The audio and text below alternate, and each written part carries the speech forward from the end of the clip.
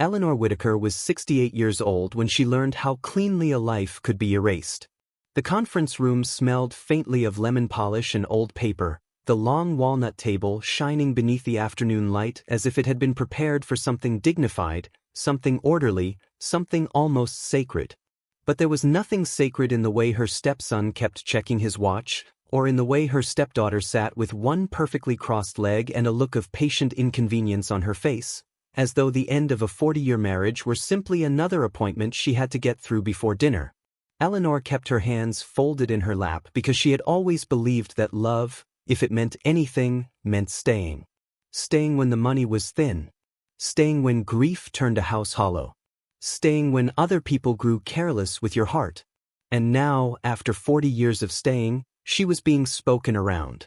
The house will need to be vacated within 10 business days, the attorney said gently, though there was no gentleness in the words. Something cold moved under Eleanor's ribs. Then, just as the papers were being stacked and her stepchildren were already discussing paint colors for rooms she had slept in for decades, the attorney reached into his briefcase and slid a second envelope toward her. It was cream-colored, sealed with dark blue wax, and heavier than paper should have been.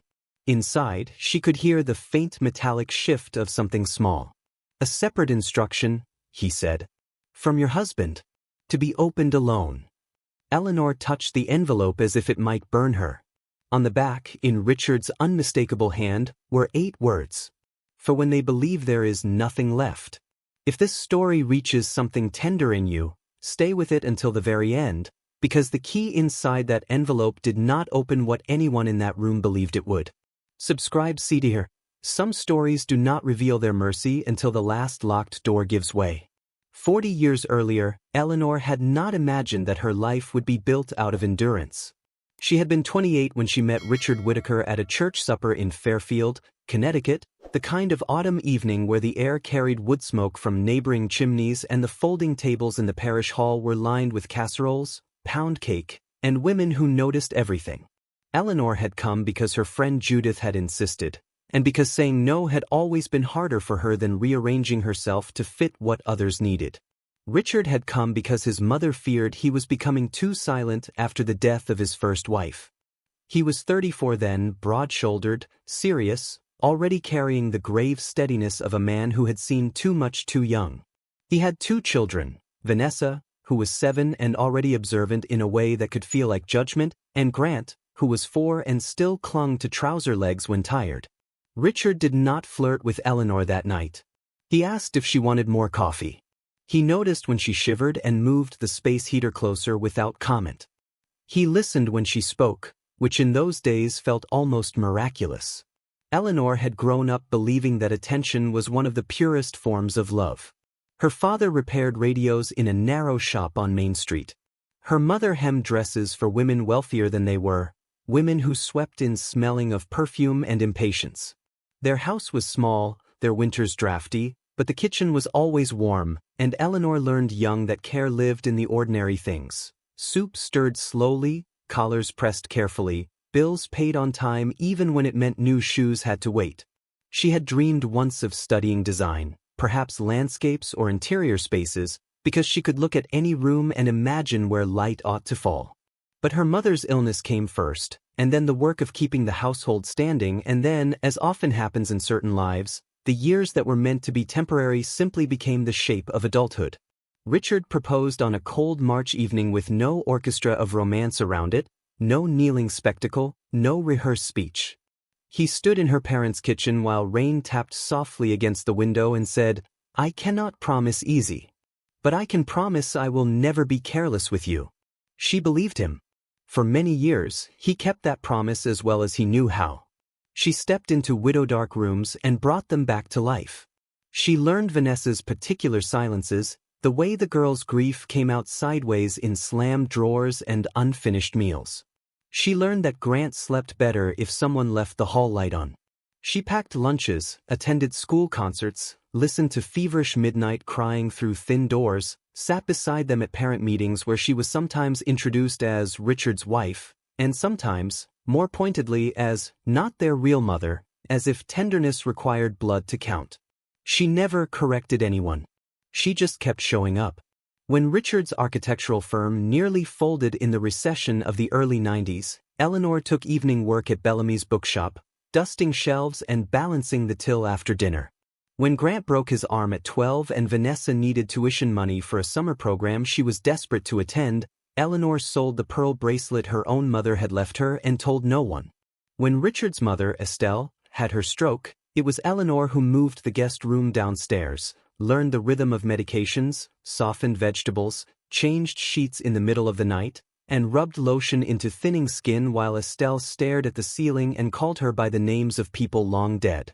Years layered themselves the way years do. School became college.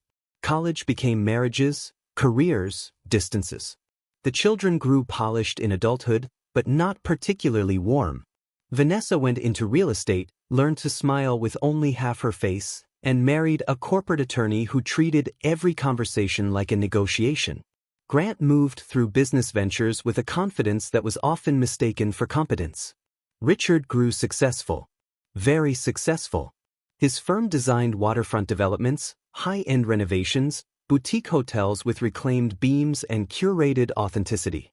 Their house became larger, then more beautiful, then full of objects expensive enough that people noticed them before they noticed the woman who dusted them. Eleanor remained who she had always been. She sent birthday cards on time. She remembered allergies, anniversaries, the exact way Richard liked his tea when he worked late. She kept the lilies blooming by the front walk. She stood in the kitchen with flour on her cheek while caterers carried trays through her home for charity dinners planned largely for appearances. She became, without ever quite consenting to it, the emotional infrastructure beneath everyone else's lives. And because she did this well, they began to mistake her steadiness for inexhaustibility. Cruelty rarely arrives all at once. More often, it comes disguised as habit. Vanessa developed a way of patting Eleanor's arm in front of guests when explaining family history, saying things like, "Of course, Father had already built the Real Foundation before Eleanor came along," with a smile so smooth it took a second for the insult to bloom. Grant stopped asking before borrowing money and started informing. Richard, busy and tired and increasingly prone to long silences, would sometimes let these things pass. Not because he did not hear them. Because he hated scenes. Because illness had begun, quietly, to stalk him through the years before any diagnosis became official. Because even good men can commit terrible failures by choosing comfort over correction.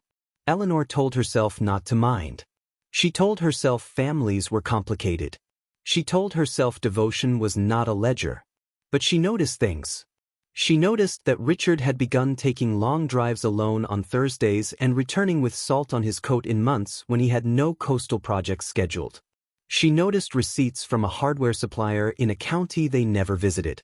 She noticed a rolled set of drawings once left partly open on his study desk, a glimpse of cedar siding, deep porches, north arrows, and the initials Emmich Residence written in the lower corner.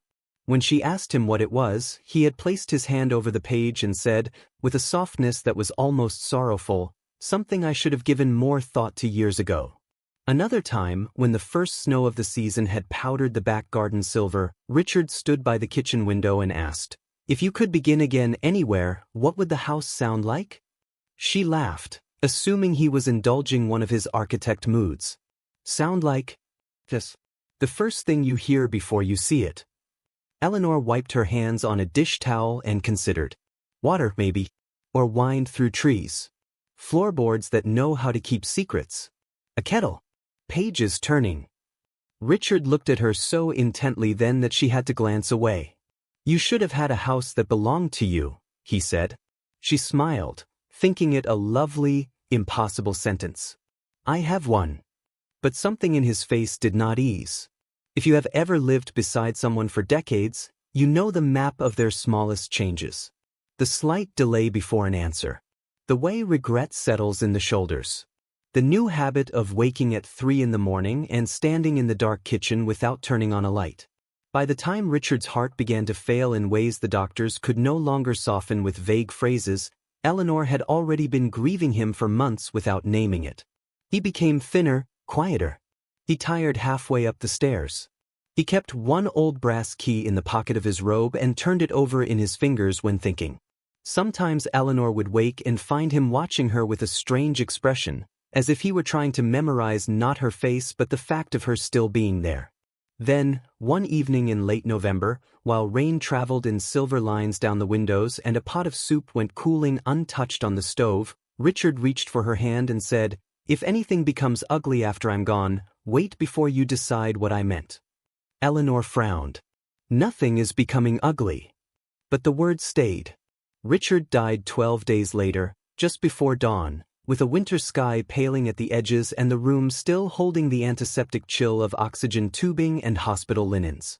Eleanor had one hand on his chest when the last breath left him.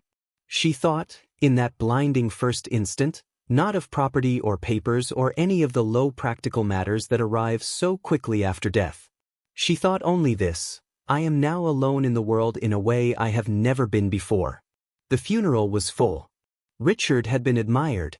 Men spoke about his vision, his discipline, his legacy in brick and glass. Vanessa cried elegantly. Grant hugged people with an expression of burdened manhood. He seemed almost to be rehearsing. Eleanor stood in black wool and received casseroles, condolences, and perfumed embraces from women who said, "I don't know what you'll do now," as though widowhood were a country she had been deported to without a passport. She began to notice, in the week after the funeral, how quickly the house changed temperature. Vanessa was suddenly always there, moving through rooms with a yellow legal pad in her hand. Grant took phone calls in Richard's study with the door closed. Patricia, Richard's younger sister, who had always been courteous in the way some people are courteous to hotel staff, began using phrases like "the family silver" and "father's side" with increasing frequency, as though Eleanor were a temporary guest in a story she had lived inside for 4 decades. One afternoon Eleanor found Vanessa in the dining room opening drawers. "I'm just being proactive," Vanessa said lightly. "There will be so much to sort, and I know paperwork overwhelms you." Paperwork overwhelms you. Eleanor had balanced tax files, medical claims, payroll emergencies, tuition checks, and mortgage anxieties for 40 years. But she said nothing. She simply closed the drawer Vanessa had opened and went to make tea with hands that had started to tremble. The will reading was scheduled for the following Tuesday. Rain had started before dawn and continued all day, a cold winter rain that turned the city reflective and gray. Eleanor wore the navy coat Richard had bought her on their 25th anniversary and sat in the back of the car while the driver took her downtown, watching blurred storefronts slide past like memories already withdrawing. She carried a handkerchief in her sleeve, though she had not cried since the funeral. Grief had moved deeper than tears by then. It had become weight, pressure, a dull internal weather. The attorney's office occupied the top floor of an old limestone building with brass elevators and thick carpets that muffled footsteps. Martin Kessler, who had handled Richard's business matters for years, greeted her with a face carefully arranged into sympathy. Vanessa and Grant were already seated. Patricia stood by the window, speaking in a low voice into her phone, then ending the call with an expression of efficient annoyance when Eleanor entered. There are moments when a human body understands danger before the mind gives it language. Eleanor felt it when no one rose. Martin began with formalities. Richard Whittaker, being of sound mind. Certain distributions. The residence on Hawthorne Lane to be held jointly by Vanessa and Grant. The controlling interest in Whittaker Design Group to Grant, with advisory rights to Vanessa. The lake property to Vanessa. Estelle's heirloom jewelry to Patricia. Various charitable pledges. Certain art, furnishings, and collections to be distributed according to an itemized memorandum. Eleanor waited for the sentence that would restore proportion to the room. It did not come. Instead, Martin cleared his throat and said, "For my wife, Eleanor Hart Whittaker, I direct that a transitional allowance in the amount of $5,000 per month be paid for 3 months from the date of my death. She may remove her personal effects within 10 business days." The silence afterward was so complete Eleanor could hear the tiny mechanical click of the wall clock. Surely, she thought. Surely there is more. There was not. Not in the will as read aloud. The room did not tilt dramatically the way people say it does in stories. It narrowed. Her hearing sharpened in useless, humiliating ways. She heard the rustle of Vanessa uncrossing her legs. The soft slide of Patricia putting her phone back in her handbag. The tiny wet sound of rain against the glass. Eleanor looked at Martin Kessler and saw, in the set of his mouth, that he knew how monstrous this sounded and intended to do nothing about it. Richard discussed private provisions with me, he added carefully. There may be additional items outside probate, though I am not at liberty to speculate. Grant exhaled, almost a laugh. Vanessa reached over and squeezed Eleanor's wrist. "Oh, Eleanor," she said with polished tenderness, "please don't make this harder than it already is. Father wanted clarity. That's all. Father wanted clarity." The phrase entered her like a blade. Her hand had gone so cold she could barely feel the skin of her own fingers. 40 years. 40 years of mornings, of medications, of packed lunches, of postponed wants, of dinners kept warm, of hospital chairs and tax envelopes and grief absorbed for other people so they might move through life unbroken. Reduced to a transitional allowance and 10 business days. That was when Martin passed her the sealed envelope. No one else seemed interested in it. They had already begun, with breathtaking speed, to inhabit the future in which Eleanor had been moved aside. Grant asked a question about transfer taxes. Patricia mentioned the silver inventory. Vanessa was saying she would bring in her decorator before the spring market changed. Eleanor stared at the cream paper in her hand. For when they believe there is nothing left. She placed it in her handbag and stood with all the dignity she had left to gather around herself.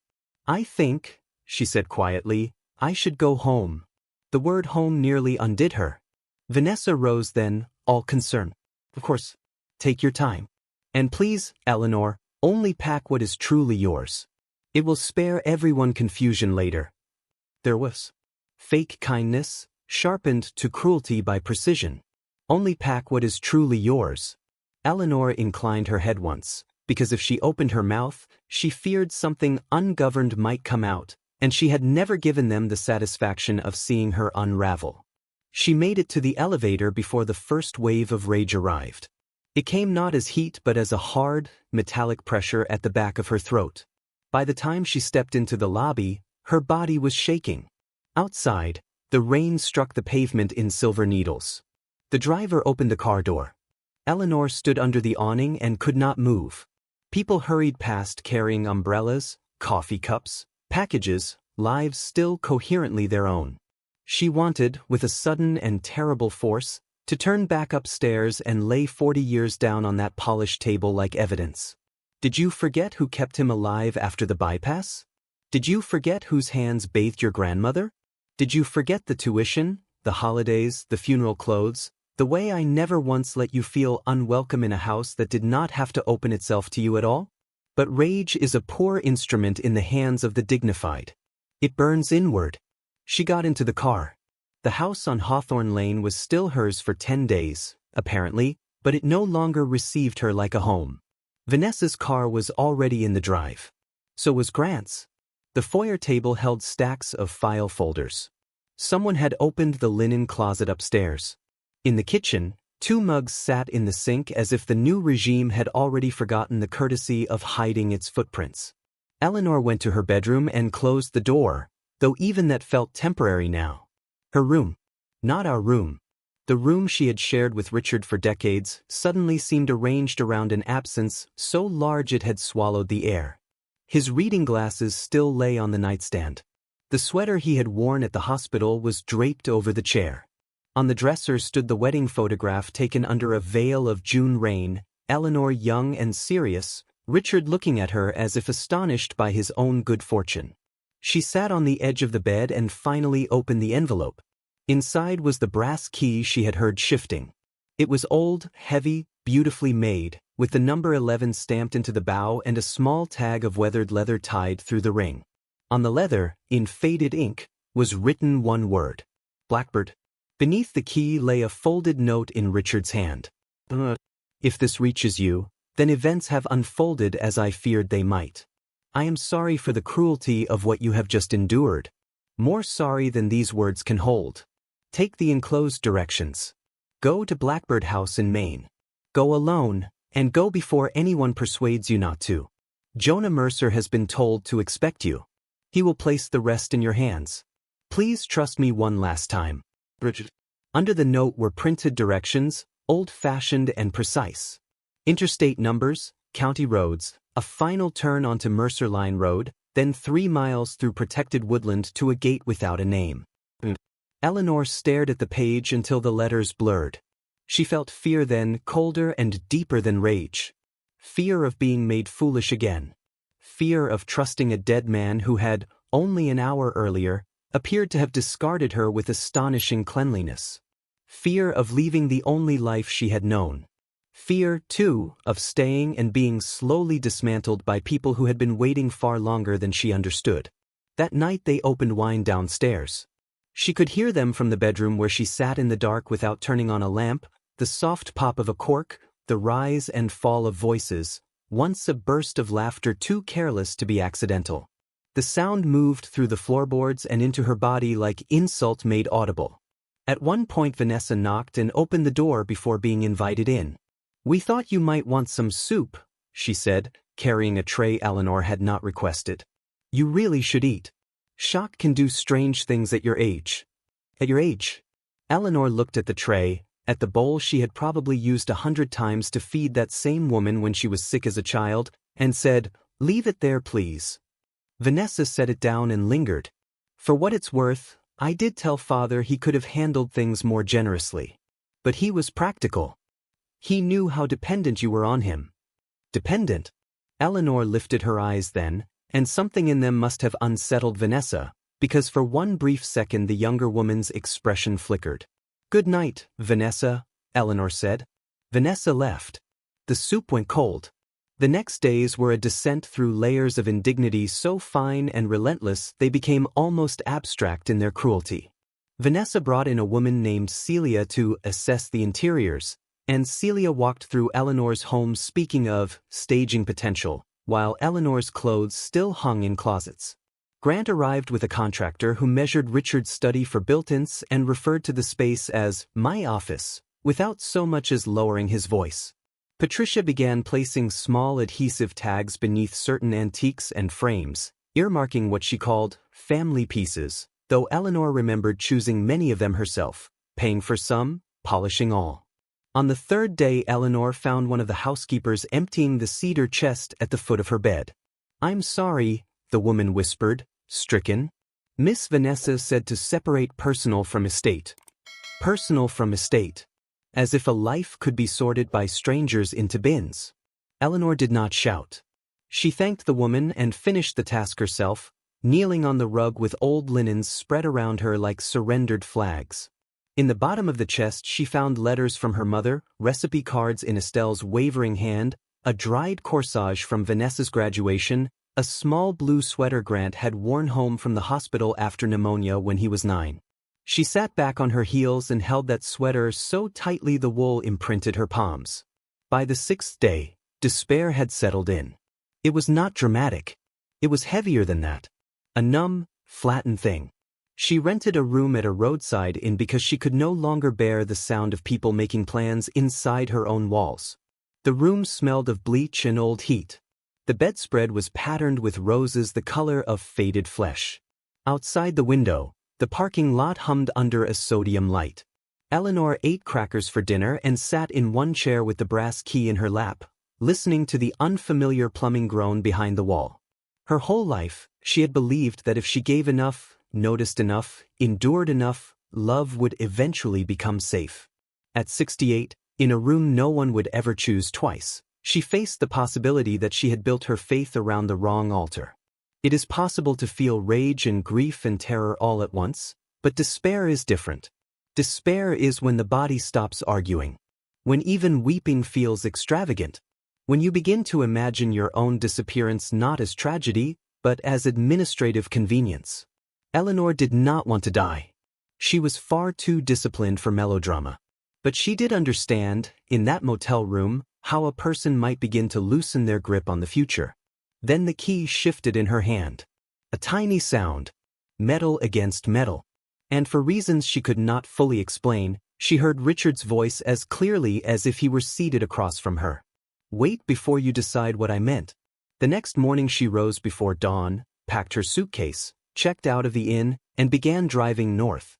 The world looked raw and newly washed after night rain. By the time she crossed into Massachusetts, low fog lay over the fields like wool pulled thin. Service stations appeared and vanished. Town names slid by on green signs.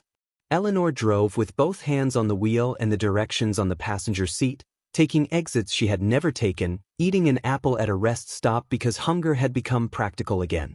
Somewhere in New Hampshire the sky opened into a blue so wide it startled her. Pine forests deepened. Rivers flashed silver through the trees. She rolled down the window once and smelled cold earth, gasoline, and distant wood smoke, and felt, for the first time in days, something that was not pain. Not hope. Not yet. But movement. By afternoon the road narrowed. Coastal wind found the seams of the car. She stopped at a diner outside Portsmouth and drank coffee from a thick white mug while two women in raincoats discussed school budgets in the booth behind her. No one knew her there. No one watched her face for collapse. The waitress called her honey without intimacy and refilled her cup before it was empty. Eleanor nearly wept from the smallness of the kindness. She reached Maine as evening lowered itself into amber. There was a point, following Richard's directions, when the main road gave way to a county route lined with stone walls and half-bare maples. Then came a smaller road, then a gravel turn so unmarked she passed it once and had to reverse carefully between ditches. Mercer Line Road was little more than a ribbon through dense woodland. The trees rose on both sides, dark and fragrant, and the tires crackled over old leaves and scattered pine cones. Sunlight slipped through in broken gold bars. Her heart began to pound. At the end of 3 miles, exactly as the directions had promised, stood a black iron gate set into a long stone wall. No name. Only a keyhole. Eleanor got out. The air smelled of cedar, salt, and approaching night. Somewhere beyond the trees she heard water, not waves crashing theatrically, but a steady, breathing sound, as if the land itself were exhaling. Her hand shook as she fitted the key. The lock turned with a heavy, satisfying click. She drove through. The road bent once, then again, and the trees opened. The house stood on a rise above a narrow cove, cedar-shingled and silvered by weather, with long windows catching the last light and deep porches wrapped around 2 sides as though the whole structure had been built not only to shelter a person but to let them pause. Fieldstone steps led up through late roses and winter herbs gone soft at the edges. A weather vane shaped like a bird turned slowly in the wind. To the left she saw a greenhouse, a small orchard beyond it, and what looked like a separate carriage house tucked behind a screen of spruce. To the right, beyond low grass bending toward the shore, the water shone pewter under the evening sky. Eleanor gripped the steering wheel and did not breathe. It was not merely beautiful. It was familiar in ways beauty had no right to be. The porch rail was the exact height she preferred for leaning. The kitchen window faced east. A swing hung at the far end of the veranda. There were lilac bushes planted near the walk, though they were bare now. And on the front door, worked in iron no casual eye would notice, was a small design of 2 blackbirds facing one another over a branch. The house looked less like a surprise than an answer to a question she had stopped asking years ago. A light came on inside. Then the door opened, and an elderly man in a navy sweater stepped onto the porch. He was spare, weathered, upright in the way of men who spend their lives outdoors and do not bother performing strength because they simply possess it. He came down the steps slowly, as if approaching a sacred moment. "Mrs. Whitaker," he said. Eleanor swallowed. "You're Jonah Mercer." "I am." His voice carried the rough music of the coast. "Richard told me if you came, you'd likely be tired, hungry, and too angry to admit to either." Something inside her cracked just enough to let in air. "He was right about one of those," she said. Jonah's mouth softened. "Come inside. There's a fire laid and supper warming. The rest can wait long enough for you to sit down." The house was warm. That was the first thing. Not overheated, not staged into sterile perfection, but deeply, deliberately warm. Wood smoke from the stone hearth. Lamplight pooled on wide plank floors. The air held the scent of beeswax, tea, rosemary, and cedar. Eleanor stepped into the entry hall and felt every nerve in her body strain toward recognition. Her coat brushed against a built-in bench lined with hooks exactly where she would have placed them. Beyond the hall lay a sitting room with shelves rising floor to ceiling, one wall given over entirely to books. A ladder on a brass rail waited beside them. In the kitchen, copper pans hung over an old work table scarred by use. The sink looked out toward the cove. A blue ceramic bowl, the same shade as one Eleanor had once admired in a shop window 30 years ago, rested on the counter catching late pears. She stood in the middle of the room as tears flooded her so suddenly she nearly lost balance. "This is not possible," she whispered. Jonah said nothing for a moment. Then he placed a thick bundle of papers, a leather folio, and a small tape recorder on the table. "It's possible," he said gently. "It just took a very long time." He fed the fire while Eleanor sat. Her fingers hovered over the leather folio. "Richard built this?" she asked. "With his own money, under his mother's maiden name, over 14 years. Quietly. The trust owns the land. Different attorneys from the ones the children know. Different accountants. Different everything." Eleanor looked at him. "Why?" Jonah met her gaze steadily. "Because by the end, he knew exactly what kind of storm he was leaving you in. And because he also knew he should have acted sooner." He touched the folio once, then drew his hand back. "He wrote to you. And there's a recording besides. Said you should decide which to hear first." Eleanor chose the letter. It was long, written by hand on thick cream paper that made the words feel almost ceremonial. Richard's handwriting had grown shakier in his final months, but it was unmistakably his. Eleanor had read grocery lists written in that hand, anniversary notes, hotel addresses, medication schedules. Never anything that made her pulse pound this way before reading even the first line. "My dear Eleanor, if you are sitting in Blackbird House, then I have already failed you once in the ugliest way possible. I let you walk into a room and hear a version of my intentions that must have felt like betrayal. There is no sentence I can write that undoes that wound. I am sorry. Not in the thin way people use that word when apologizing for inconvenience. I am sorry in the marrow of me. You deserved defense in life, not only protection after death." Eleanor stopped there, pressed her hand to her mouth, and closed her eyes. When she opened them again, she kept reading. "You have spent 40 years making a home out of other people's needs. You did this for me, for my children, for my mother, and for a life whose comforts often rested on sacrifices no one properly counted. I counted them. Too late, perhaps. Too quietly, certainly. But I counted. 10 years ago, when Grant first came to me about restructuring the firm, I discovered how quickly affection can change when money enters the room. Debts had been taken on without my understanding. Promises had been made in my name. Vanessa, who should know the cost of appearances better than anyone, encouraged decisions built more on entitlement than stewardship. Had I left everything plainly to you through the estate, they would have contested it, delayed it, bled you through courts and time, and called it principle. So I did the only thing left that I believed would hold. The visible estate is exactly that, visible. It contains the Hawthorne house, the controlling shares they wanted, the lake property Vanessa demanded, the collections Patricia has envied for 20 years, and all associated liabilities. Those liabilities are not small. There are maintenance burdens, tax exposures, and personal guarantees tied to Grant's expansions that become his upon acceptance. The Hawthorne residence carries restoration obligations and a conservation easement none of them ever bothered to read. The firm no longer owns the royalty streams from my most profitable designs, nor the consulting retainers they assume remain attached. Those were transferred, legally and irrevocably, into the Mercer House Trust over the past 7 years. Blackbird House, the Cove Land, the Orchard, the Carriage House, the Greenhouse, the investment account that maintains them, and the income from those royalties belong to you outright through the trust. There is enough. More than enough, if used with the common sense you have always possessed and they have always underestimated. If they have already celebrated, let them. Greed often signs documents faster than wisdom reads them. By accepting their distributions, they trigger the no-contest provisions attached to the rest. I wanted to give you something no one could turn into a battlefield. Then, farther down, the handwriting leaned harder into the page, as if emotion had weight. This house began with a conversation you may not remember. Snow at the kitchen window. You said a house should sound like water, wind and trees, a kettle, pages turning.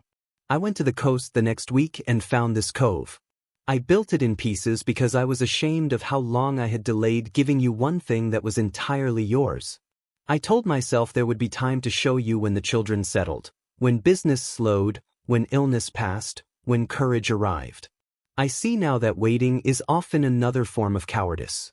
There are rooms here shaped by things you once said in passing and likely forgot the next day. The pantry shelves sized for your preserving jars. The reading alcove for your winter blankets. The studio over the carriage house because you once stood in a doorway in Vermont and said, very softly, that every woman should have one room where no one can demand anything from her. Heard you. I did not tell you. Those are not the same. Forgive me if you can. Do not if you cannot. But live here if it gives you peace. Sell it if freedom requires distance. Fill it with laughter that does not ask permission. Invite strangers if strangers are kinder than family. Grow old in the exact shape of yourself, not in the shape others found convenient. There is one more truth you deserve. My greatest shame is not that I saw my children clearly. It is that I did not stop them often enough when they learned to dim your place in the family because your goodness made it easy. I loved you. I love you still. But love without defense leaves bruises. For those bruises, Eleanor, I am sorry beyond speech. Everything that matters is now in your name. Bridget. The paper trembled in her hands. For a long time she could not make sense of her own body. Her throat hurt. Her chest ached. Her face was wet. Grief and relief rose together so violently they became almost indistinguishable. Jonah quietly placed a glass of water near her elbow and stepped away. Eleanor read the letter again, slower this time, the room breathing around her. Outside, wind moved through the grasses above the cove. Somewhere in the house an old beam settled with a soft creak. By the second reading, the words stopped feeling like a miracle and started feeling like something even more destabilizing, the rearrangement of truth. Richard had failed her. That remained true. Richard had also seen far more than she had believed possible. That too was true. She turned then to the tape recorder. The recording began with the scrape of a chair and a long pause. When Richard finally spoke, his voice was thinner than she remembered, but warm, intimate, unbearably alive in its small imperfections. If Jonah has figured out how this machine works, he said, and Eleanor let out a startled laugh through tears, then you're hearing this where I hoped you would. In the kitchen. You always listen best in kitchens. There was the faint sound of him clearing his throat. I used to think provision meant money. It doesn't. Money is only part of it. Provision is shelter. Margin. Safety. It is the absence of people who treat your tenderness like public property. I did not give you enough of that while I was alive. So this is me trying, late and clumsily, to put something around you that can hold. He went on to explain practical matters Jonah and the trust attorney would also cover: accounts, deeds, household operations, annual income, local contacts. But he kept drifting back to memory. The porch swing was my indulgence, he said.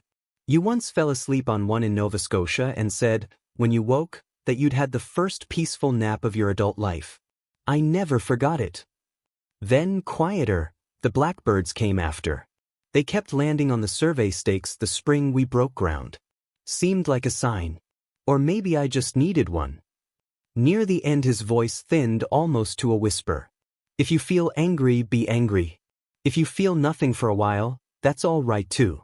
But promise me this much: do not shrink your life to fit the size of what they believed they had taken from you. Please. There is more ahead than behind, even now. Especially now. When the recording ended, the kitchen was silent except for the fire. Eleanor sat with both hands wrapped around the tape recorder as if it were warm. Then, unexpectedly, something rose in her, not sobbing, not speech, but laughter. It broke out of her in one astonished, cracked burst, and because grief had thinned every boundary inside her, the laughter tipped immediately into tears. She bent forward at the table, laughing and crying at once, the sound filling the kitchen with a kind of holy disorder. Jonah, hearing it from the next room, did not come in. He gave her the dignity of release. Later he showed her the rest. There were ledgers proving the trust's holdings. Insurance documents. Letters from a separate attorney in Portland. Revenue statements from Richard's licensing agreements, which were substantial enough to maintain not only the property but Eleanor's independence many times over. The carriage house had 2 finished guest suites above a workshop. The greenhouse was heated year-round. The orchard, though small, supplied a local cooperative each autumn. There was even a fund Richard had established for future uses at Mrs. Whitaker's sole discretion, which Jonah translated with the faintest smile as, "He wanted you to be able to do good with this place if doing good felt like healing." "And the others?" Eleanor asked quietly. Jonah folded his hands. "Your husband knew precisely what he was doing." Grant, it turned out, had pushed Richard into personally guaranteeing debts on a speculative commercial development that had since stalled. Those obligations followed the controlling interests he had been so eager to inherit. Vanessa's coveted lake house required expensive shoreline remediation under environmental review. The Hawthorne property, gracious, admired, and ruinously expensive to maintain, was under a conservation easement Richard had placed on part of the grounds years earlier, making subdivision impossible and limiting alterations without enormous cost. The art collection Patricia prized most highly had been appraised years before at figures far above current resale reality. They wanted visible wealth, Jonah said. Richard left them a museum of appearances and the invoices that come with it. He left you the part that lives. The divine trap was not cruelty.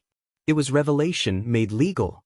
Eleanor rose after that and walked through the house room by room. The library held first editions of authors she loved and had once mentioned only in passing. A reading chair stood beside the window with a lamp angled exactly for evening pages.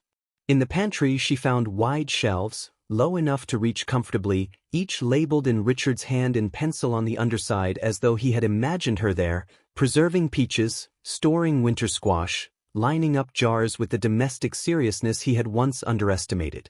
Upstairs, the bedroom looked east over water and pines, with white curtains moving softly in the draught. On the sill sat a vase of dried lavender. Then she found the studio over the carriage house. It faced the cove from 3 sides.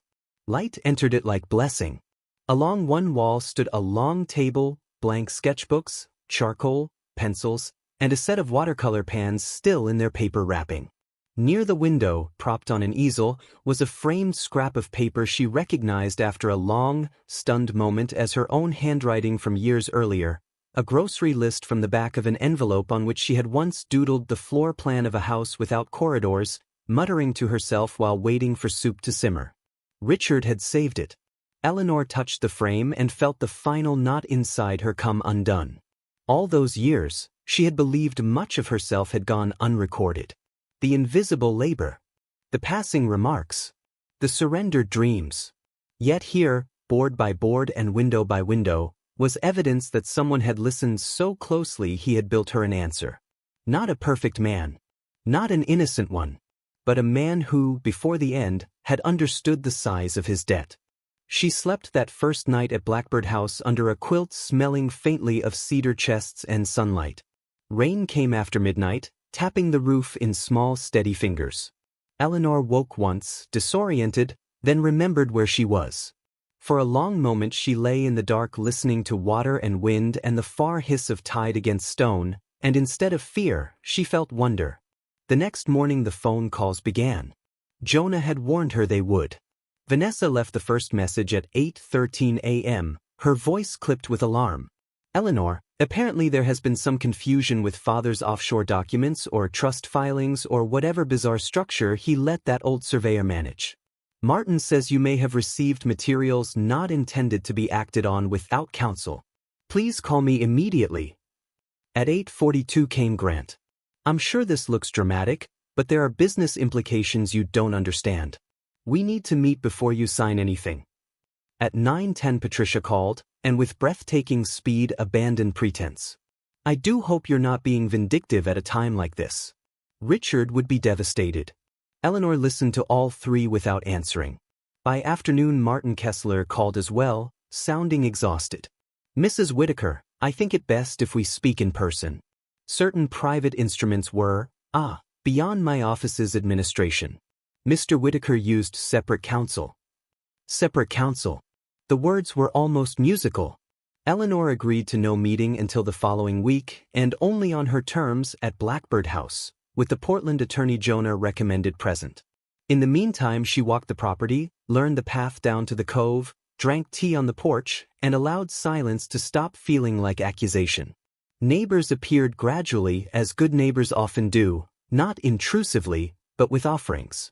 Mrs. Alvarez from up the road brought a loaf of still warm bread wrapped in a towel and said, Jonah told us only that the house had come home to its rightful heart. Eleanor did not ask what exactly that meant. She simply invited her in. A young carpenter named Daniel repaired a greenhouse latch and refused payment until Eleanor insisted. An elderly widower with a golden retriever brought over a basket of late apples from his trees and said he was glad to see smoke coming from the Blackbird chimney again. No one asked invasive questions. No one treated her as excess cargo from some other family's wreckage. They met her where she stood. It was almost enough to make a person forget how strange kindness can feel when one has been living on scraps of it. The confrontation came on a Thursday. Vanessa arrived first, stepping from her SUV in a camel coat the color of money and sand, sunglasses pushed into her hair though the day was overcast. Grant came behind her in a city black sedan, jaw tight, phone already in hand. Patricia followed in a hired car, wrapped in indignation and cashmere. With them was Martin Kessler, and beside Eleanor on the porch sat Laura Pike, the Portland Trust attorney, calm as weathered stone. Eleanor had set out tea. That detail unsettled Vanessa more than any display of anger might have done. They sat on the porch because Eleanor preferred the air. Below them, the cove breathed in and out under a pale sky. Gulls wheeled once, then moved on. A kettle warmed inside. The house stood at Eleanor's back like witness. Vanessa began. This has all become unnecessarily adversarial. Eleanor folded her hands in her lap. Has it? Grant leaned forward. Father was very sick. You know that. He was vulnerable to suggestion. These trust transfers, if they were concealed from family and primary counsel, raise obvious questions. Laura Pike said pleasantly, not legal ones. The instruments are impeccably executed. Patricia sniffed. Impeccable is not the same as moral. Eleanor turned her gaze to the water for a moment before answering. No, it isn't. The silence that followed was exquisite. Vanessa recovered first. Eleanor, please. Surely you can see how this looks. We are not trying to deprive you. We have always said we want you comfortable. Comfortable. The word floated there, insult dressed as upholstery. Eleanor looked at the woman she had buttoned into winter coats, driven to piano lessons, sat beside after adolescent heartbreaks that felt terminal at the time. Vanessa's face remained beautiful, controlled, baffled by any reality in which her own entitlement was not the organizing principle. You wanted me manageable, Eleanor said quietly. That is not the same thing. Grant's expression hardened. So this is revenge? No, Eleanor said. If it were revenge, I might have left you to discover the full extent of your inheritance without warning. Instead I asked you here so you could hear one thing clearly and in peace. She turned slightly, reached to the table beside her, and laid Richard's letter there, not for them to touch, only to see. Your father knew what you valued, she said. He gave you precisely those things. Large houses. Titles. Visible control. He also knew what those things cost. And he knew what this would cost me if he did not act privately. Her voice did not rise. It deepened. You believed you had won because you could count what was in front of you. Grant looked at Laura Pike. Can the trust be challenged? It can be challenged, Laura said. Anything can. It will not be overturned. Vanessa's composure finally frayed. This is absurd. That property alone is mine, Eleanor said. 3 syllables. Nothing more. Patricia drew herself up. After everything Richard's family gave you. Eleanor turned to her then, and if there was mercy in the look, it was the mercy of plain truth. Your family gave me a surname. I gave it 4 decades of labor. No one spoke. The wind shifted. Somewhere behind the house a screen door clicked. Eleanor poured tea into another cup, set it before herself, and continued with almost unbearable gentleness. I do not intend to humiliate any of you. Life will do enough of that on its own. I also do not intend to surrender what was legally, deliberately, and thoughtfully left to me. The matters attached to Hawthorne Lane, the firm, and the lake property are yours to manage. I wish you wisdom with them. Grant stood so abruptly his chair scraped the porch boards. You're enjoying this? Eleanor met his fury with something far more devastating than anger.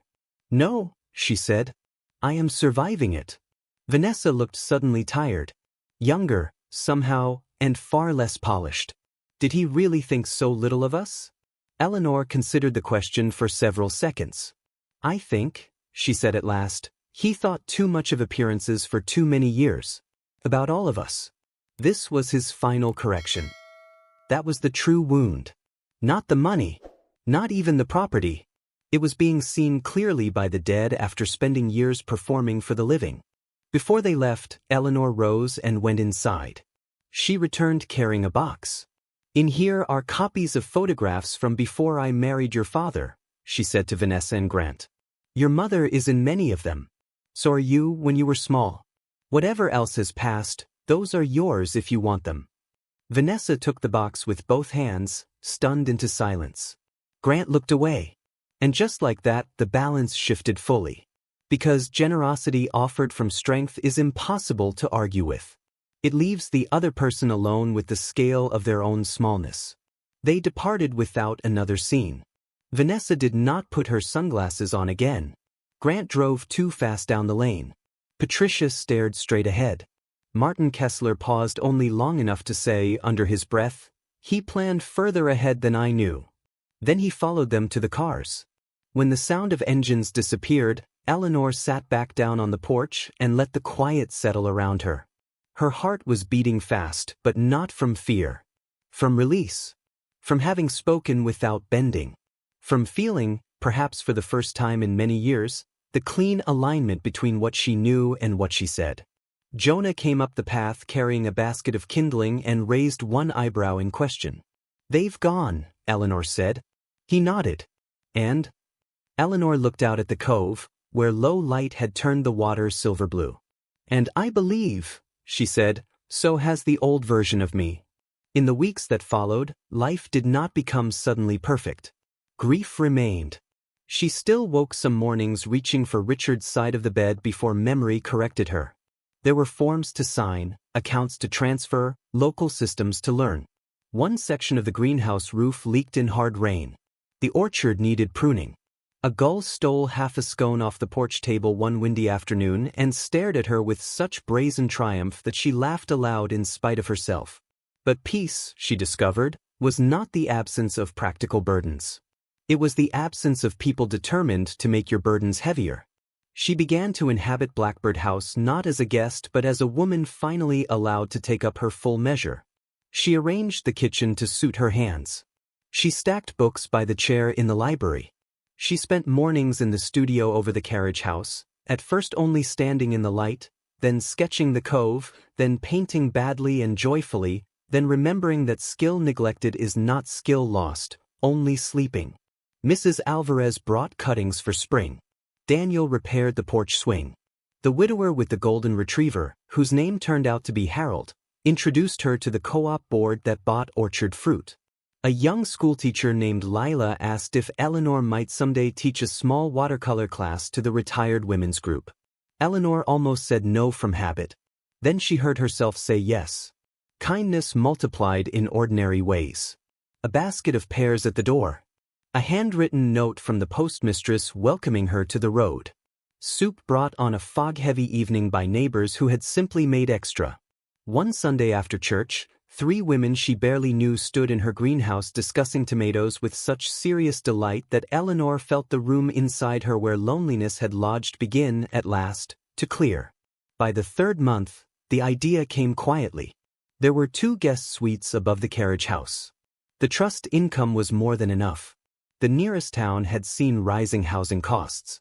Jonah mentioned one afternoon, while helping Stackwood, that a retired nurse had recently been sleeping on her daughter's sofa after a late-life divorce left her with almost nothing. Mrs. Alvarez knew a widow whose son wanted to sell her house before she was ready. Laura Pike, during a routine call, remarked that older women were often the least protected in inheritance disputes, not because the law lacked tools, but because they had been taught never to wield them. The thought settled in Eleanor like a seed finding the exact soil it needed. She did not want Blackbird House to become a monument. She had lived too long inside other people's monuments already. She wanted it alive. So she opened the carriage house first to one woman, then another, on quiet practical terms. Temporary stays. Dignity preserved. No pity. Meals shared when wanted, privacy respected when needed. She turned the studio's long table into a place for letter writing, planning, paperwork, and tea. Laura Pike agreed to host one free monthly session on wills, trusts, and late-life protection. Mrs. Alvarez organized a supper rotation. Daniel built shelves. Harold offered transport into town. Soon the greenhouse was not merely a greenhouse but a place where women spoke, while repotting rosemary and basil, about the things they had survived without witnesses. Eleanor named the project the Second Table, because she knew now that many people reached late life having never once been seated where they were fully seen. 5 months after the day she had sat in that walnut conference room and been informed she was, essentially, an afterthought, Blackbird House glowed on winter evenings with lamplight, soup steam, and the low murmur of women discovering that safety could still exist this late in life. One room held a retired nurse relearning sleep. Another sheltered a widow who had spent 32 years being told the money was not her concern until, suddenly, none of it was. In the greenhouse, herbs lifted their clean green scent into the air while stories, once buried under embarrassment and endurance, were spoken aloud and met with nods instead of doubt. Eleanor did not call herself their rescuer. She knew better. Rescue suggests weakness, and she had learned that most people were far stronger than the lives around them had allowed. She simply kept the kettle on. She set another place at the table. She helped with letters, with forms, with decisions made in trembling handwriting and quiet bravery. She painted in the mornings now, taught on Thursdays, and walked the cove at dusk with the kind of unhurried step that belongs only to those who no longer need permission to exist. Vanessa wrote once. A brief note. Not warm, but honest in a way she had never managed before. Grant did not write at all. Patricia sent word through attorneys, then stopped. The noise from that old life faded the way storms do after they have exhausted themselves against stronger ground. One snowy evening Eleanor found Richard's letter where she now kept it in the library drawer beside the fire. She read only the final lines, then folded it again with gentle fingers. She had not forgiven everything. Love did not require that. But she understood, at last, that endings are rarely single moments. They are a series of doors. Some close behind you with cruelty. Some open ahead of you with grace so quiet you almost miss it. And standing there in the hush of Blackbird House, with the tide breathing below the cliff and laughter drifting in from the kitchen where someone had just told a story badly and everyone loved her for it, Eleanor felt a peace deeper than vindication. The life she had thought was over had not ended in loss. It had ended in truth. And truth, when it finally arrives, does not always take something from you. Sometimes it gives you back your name, your hands, your future. Sometimes it leads you to a house no one knew existed because, until then, you had not fully existed inside your own life either. If this story found you where you needed it most, comment C. Leave one word in the comments for the moment you realized you were stronger than what tried to break you. Just one word. Let it stand there for someone else who needs to know survival has a language. Share C. And if there is a mother, a sister, a friend, a woman carrying her life too quietly, send this story to her. Not as content, as company. And if you stayed with me all the way to this final door, then you already know what this channel believes. Some stories do not reveal their mercy until the last locked door gives way. Stay for the next one.